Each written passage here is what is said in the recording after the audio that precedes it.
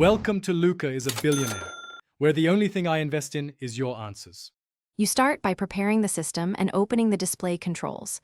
Make sure the monitor is powered and the correct input is selected, then open Windows Display Settings or Mac OS Displays.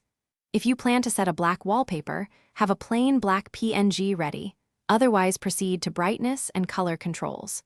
This first step ensures you can change options without interruptions. Once done, keep the settings window visible so you can apply changes quickly and verify results in real time. You now apply the black screen using system settings and display controls.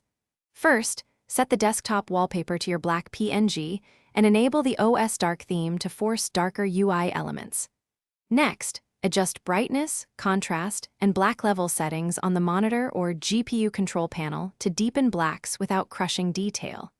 If you need full blackout, open a full-screen black image or app. Make sure to check scaling and resolution, so black fills the entire display without borders.